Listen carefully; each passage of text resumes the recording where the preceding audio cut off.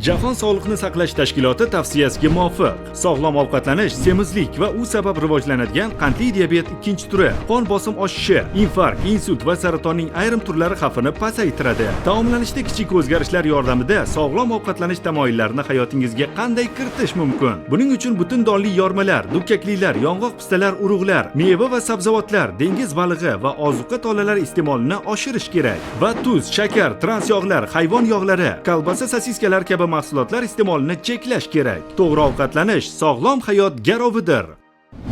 Piyoda yurish insonga qanday ta'sir qiladi?